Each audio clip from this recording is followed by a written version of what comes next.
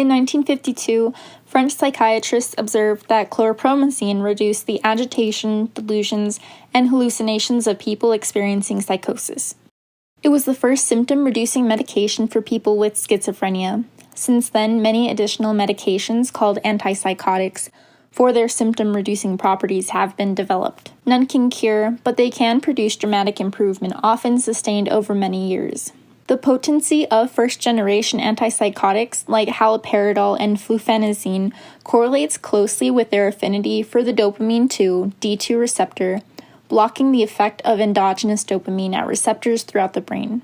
Antipsychotics influence behavior through several pathways. Mesolimbic pathways reduce positive symptoms like delusions and hallucinations. Mesocortical pathways increase negative and cognitive symptoms like apathy, anhedonia, and interest in social interactions. Tuberoinfundibular pathways lead to pituitary prolactin secretion, which can manifest as amenorrhea and galactorrhea. Nigrostriatal pathways lead to extrapyramidal symptoms like drug-induced Parkinsonism, tardive dyskinesia, acute dystonia, and akathisia. Positron emission tomography studies show that D2 receptor occupancy of 65 to 75% correlates with maximal antipsychotic efficacy. These studies also show that antipsychotics block these receptors almost immediately, yet full response to the drugs takes weeks to develop.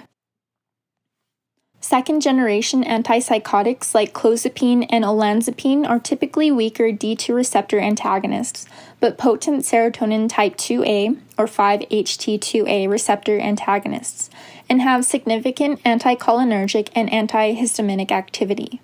In addition to the pathways that first-generation antipsychotics affect, they work by serotonin 2A receptor antagonism, which reduces extrapyramidal symptoms.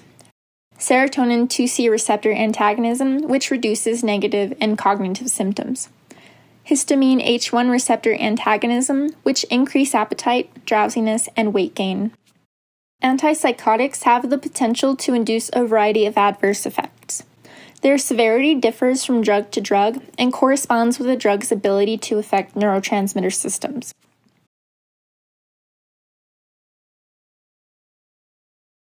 Because of their blockade at 5-HT2A receptors, second-generation antipsychotics are less likely to induce extrapyramidal symptoms than are the first-generation antipsychotics, but are more likely to induce metabolic problems.